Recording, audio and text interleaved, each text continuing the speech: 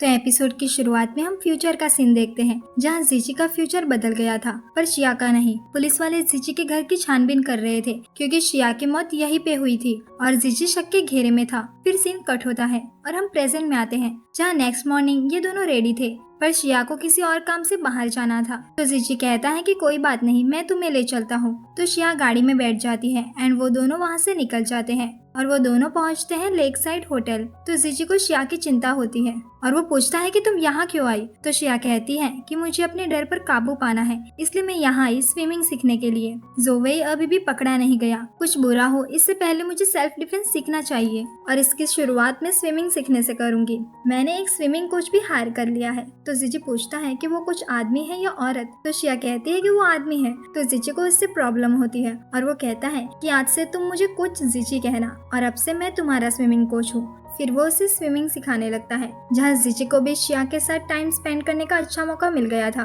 फिर वो दोनों साथ बैठे थे जहाँ उनकी कोई फोटो खींचता है। तो जीची पूछता है कि तुम कौन हो और तुम हमारी फोटो क्यों ले रहे हो। तो वो फोटोग्राफर कहता है कि मैं एक वेडिंग फोटोग्राफर हूँ, आप दोनों साथ में अच्छे लग रहे थे, तो क्या आप हमारे लिए एक कपल फोटोशूट करवाएंगे। तो शिया उसे मना करती है पर जीची हाँ कहता है और वो शिया को समझाने लगता है कि ये होटल लिन का है और अब हमें GF-BF होने का नाटक करना ही है तो अच्छे से करते हैं ना। फिर वो दोनों रेडी होने के लिए जाते हैं, तभी रास्ते में उन्हें लिन मिलती है। जीची लिन को बताता है कि हम यहाँ डेट के लिए आए हैं। तो लिन थोड़ी जेलस फील करती है। फिर वो उन दोनों को चाय के लिए इनवाइट करती है। तो जीची कहता है कि अभी नहीं, अभी हमारा कपल फोटोशूट है। तो लिन कहती है कि स्टार्टिंग में हर रिलेशनशिप में ऐसा ही होता है, जितने मजे करने हैं कर लो, पर मैं जानती हूँ आखिर में जीची मेरा ही होगा। एंड वो वहाँ से चली जाती है। फिर वो दोनों रेडी होकर कपल फोटोशूट के लिए जाते हैं जहाँ ये दोनों साथ में बहुत प्यारे लग रहे थे और वो अच्छे पोजेस भी दे रहे थे। आगे के सीन में हम देखते हैं कि वो फोटोग्राफर शिया से उसका नंबर मांगता है और कहता है कि फोटोज रेडी हो जाएगी तो मैं आपके एड्रेस पे पहुंचा दूंगा। फिर शिया उसे अपना कांटेक्ट नंबर दे देती है।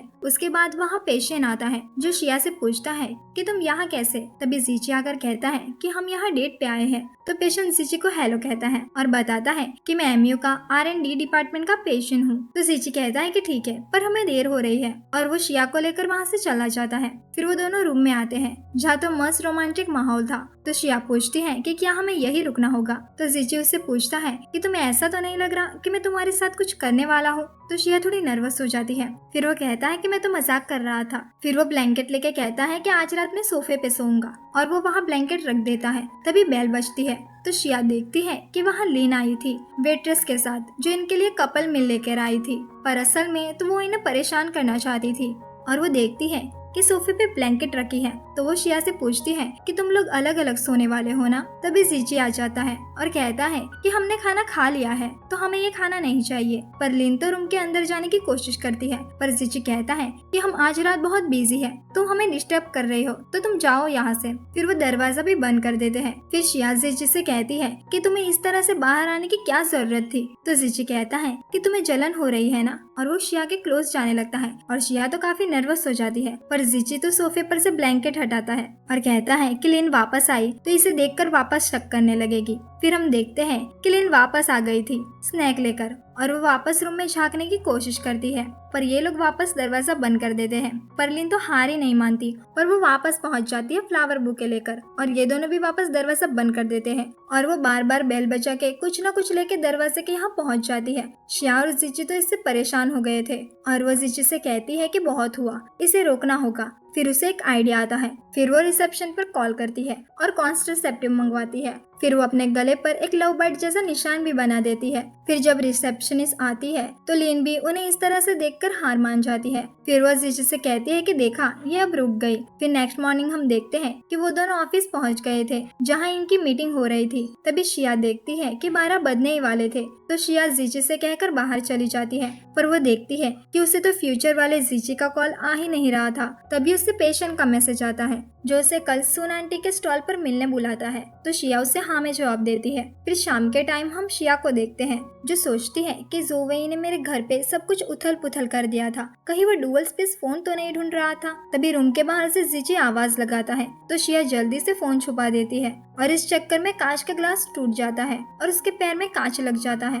तो जीजी अंदर आ जाता है और वो देखता है कि शिया के पैर में से खून निकल रहा था। तो वो उसे उठाकर नीचे ले जाता है और कहता है कि मैं ड्रेसिंग कर देता हूँ। फिर सीन कट हो जाता है और हम शिया को देखते हैं जो पेशेंट से मिलने आई थी और वो सोना आंटी की पोते के लिए गिफ्ट भी लेकर आई थी। तभी 12 बजते हैं और उसे फ्यूचर वाले जीजी का कॉल आता है, जहाँ शिया उसे पूछती है कि तुम मुझे हमेशा बचाते हो, तो आखिर तुम कौन हो। तो जीजी कहता है कि एटिक नंबर 307 यानी शिया के घर के ऊपर वाला घर। तो शिया पूछती है कि आप हैंक अंकल के बेटे हो। फिर हम पास्ट का सीन देखते हैं जहाँ शिया स्कूल से लौट रही थी और उसने जीजी को पहली बार देखा था। तभी कुछ गुंडे शिया के पास आ रहे थे क्योंकि शिया के बाप ने कर्जा लिया था और वो कर्जा बिना चुकाए भाग गया था। तो शिया उन्हें देखकर जल्दी से जीजी के घर के पास जाती है और दरवाजा खटखटाती है। तभी जीजी दरवाजा खोल देता है और वो जल्दी से घर में चली जाती है। फिर प्रेजेंट में शिया पूछती है कि आप हैंक अंकल के बेटे हो ना। तो जीजी हाँ में जवाब देता है। तो शिया पूछती है कि मेरे टाइम स्पेस में इस वक्त आप कहाँ हो, कि आप मेरे आसपास हो।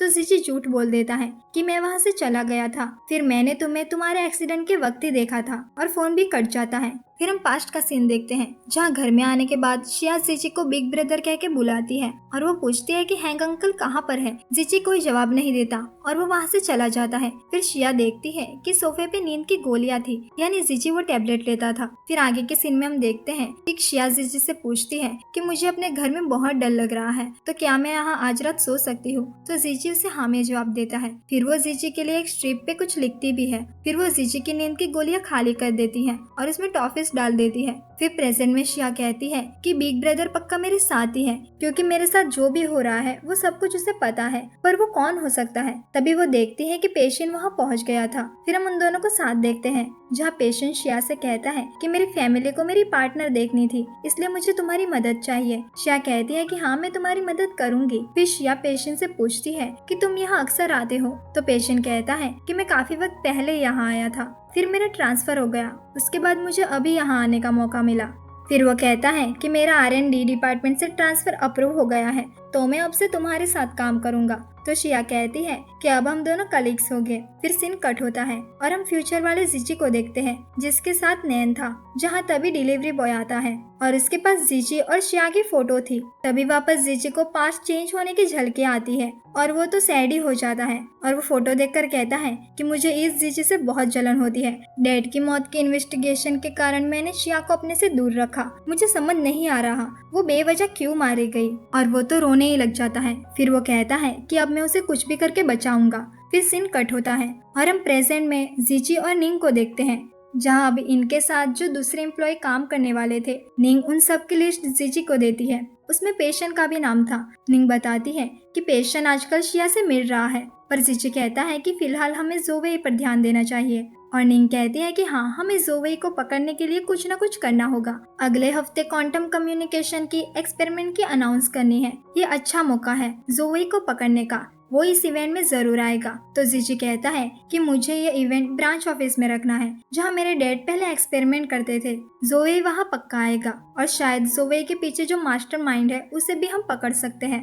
तो निंग कहती है कि जोवेई को तो हम पकड़ लेंगे, पर PR डिपार्टमेंट को लेकर शिया के लिए तुम जो फैसला करने वाले हो उससे शिया नाराज हो सकती है। फिर सीन कट होता है और हम घर पे शिया को देखते हैं जो नाम लिखकर सोच रही थी कि आखिर वो बिग ब्रदर कौन हो सकता है, जहाँ वो जीजी का नाम लिखती है, पर फिर वो सोचती है कि जीजी तो पक्का नहीं हो सकता। फिर वो डॉक्टर नैन और पेशेंट का भी नाम लिखती है, जहाँ उसे पेशेंट पर थोड़ा भरोसा होने लगता है कि शायद पेशेंट बिग ब्रदर हो सकता है। तभी जीजी घर आता है और वो अपने नाम की चीट देखता है और पूछता है कि क्या तुम मेरे चुपके से नाम लिख रही थी।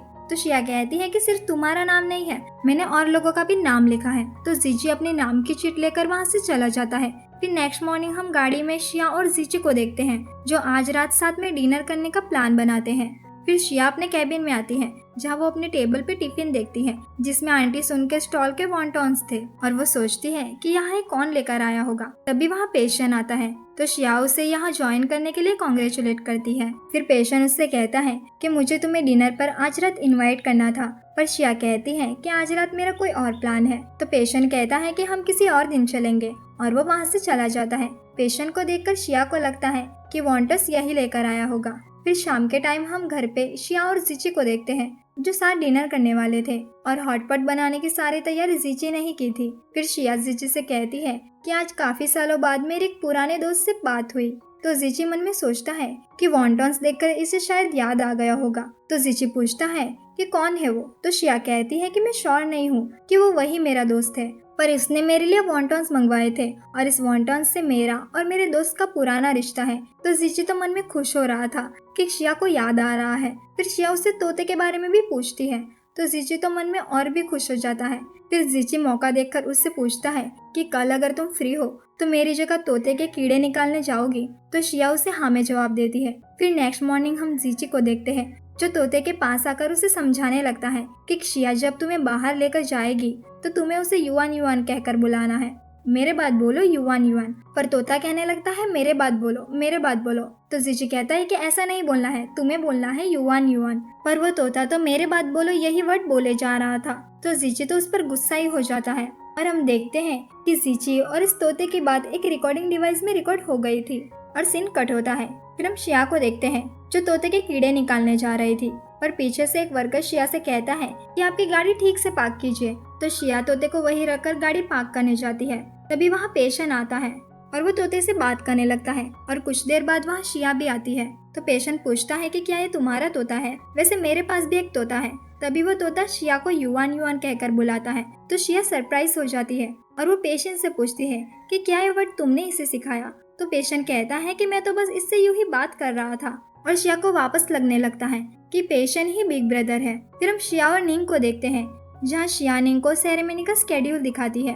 तो निंग कहती है कि सब कुछ ठीक है, बस इस हिल कैपिटल में एक और गेस्ट ऐड कर लो क्योंकि यहाँ लिन भी होगी, क्योंकि वो मेन इन्वेस्टर की बेटी जो है तो उसे बुलाना ही पड़ेगा। फिर हम देखते हैं कि शिया आगे जा रही थी जहाँ वो शीन और जीची को देखती है और वो थोड़ी जेलस भी हो जाती है। फिर हम देखते हैं कि शिया घर पे थी और वो बहुत सैड थी। उसके बाद वहाँ जीची आता है और वो शिया से पूछता है कि तुमने खाना खा लिया? तो शिया कहती है कि मैं तुम्हारा वेट कर रही थी। तो जीची कहता है कि मैंने तुम्हें मैसेज भी किया था कि मेरा शिकुन के साथ डिनर है। तो शिया कहती है कि वहाँ लिन भी तो थी ना, तुम्हारा बचपन का प्यार। तो जीची कहता है कि मेरा बचपन का प्यार तो है पर वो लिन नहीं। तो शिया बीच में कहती है कि अकेले तुम्हारा ही प्यार नहीं है, मेरा भी बचपन का प्यार है। याद है मैंने तुमसे कहा था कि मेरा बचपन का दोस्त है जो मेरा ख्याल रखता है, उसने मेरे लिए वॉन्टॉन्स भी भेजे थे और हम एक तोते से भी जुड़े हुए हैं। तो जीची कहता है कि तुम अपने बचपन के प्यार से मिली या नहीं? तो शिया कहती है कि किसने कहा कि मैं अब तक पेशेंट से नहीं मिली? ये सुनकर तो जीची शॉक ही हो जाता है। फिर शिया जीची से कहती है कि अब से तुम अपने बचपन वाले प्यार के साथ डिनर करना और मैं अपने वाले के साथ करूंगी। एंड वो अपना रिकॉर्डिंग डिवाइस और लैपटॉप लेकर वहाँ से चली जाती है। फिर रूम में आकर शिया पछताने लगती है कि मैंने पेशेंट की बात क्यों की, जबकि मैं खुद श्योर नहीं हूँ कि वो वही है। तभी वो देखती है कि उसका रिकॉर्डिंग डिवाइस ऑन था। फिर वो रिकॉर्डिंग प्ले करती है जहाँ वही रिकॉर्डिंग थी जिसमें जीची तोते को समझा रहा था कि तुम्हें शिया को युवान युवान कहकर बुलाना है। ये सुनकर तो शिया शॉक ही हो जाती है और उसे उन दोनों का पास्ट याद आ जाता है। फिर उसे जीची और अपने वो सारे पल याद आने लगते हैं जब जीची ने उसे हिंट दिया था कि वही हैंग अंकल का बेटा है और वही उसका पुराना दोस्त है। और वो मन में कहती है कि वो जीची ही है। तभी दरवाजे पर जीची आता है। शिया दरवाजा खोलती है। फिर जीची शिया से कहता है कि सच में मेरा डिनर शिकुन के साथ ही था, पर मुझे पता नहीं था कि लिन मुझे पिक करने आ जाएगी। तो शिया कहती है कि और कुछ कहना है? तो जीची कहता है कि जब मुझे पता चला कि लिन भी डिनर पर होगी तो मैं डिनर छोड़कर आ गया और तुमने भी नहीं खाया, तो क्या हम साथ में कुछ खा ले? तो शिया मन में सोचती है कि जीची मुझे अब भी सच क्यों नहीं बता रहा। फिर वो उसे कहती है कि चलो मेरे साथ, और वो दोनों मार्केट में जाते हैं जहाँ शिया उसे एक एक करके सभी फूड स्टॉल में ले जाकर खाना लेने को कहती है। फिर वो दोनों अपने लिए कपड़े भी खरीदते हैं और साथ में अच्छा टाइम स्पेंड करते हैं। फिर उनके जाने के बाद हम सोवेई को देखते हैं जो किसी से फोन पर कहता है कि प्रेस कॉन्फ्रेंस का टाइम और लोकेशन मुझे बता देना और तुम्हारा काम हो जाए तो मुझे सेफली कहीं और भेज देना। और जीची को तो यही लगता है कि उसके बाप को मैंने मारा था, पर मुझे पता है कि हैंग से आखिरी बार तुम मिले थे। मैंने जब उसे फोन किया था तो मैंने तुम्हारी आवाज सुनी थी और मैं नहीं चाहता कि मैं खूनी कहलाऊं। यहीं पे हमारे ड्रामा का पार्ट 4 पूरा होता है। पार्ट 5 जल्दी आ जाएगा। अगर आपको हमारा वीडियो पसंद आया हो तो वीडियो को लाइक कीजिए और हमारे चैनल को सब्सक्राइब कीजिए। मिलते हैं अगले वीडियो में ऑन जियो एक्सप्लेन।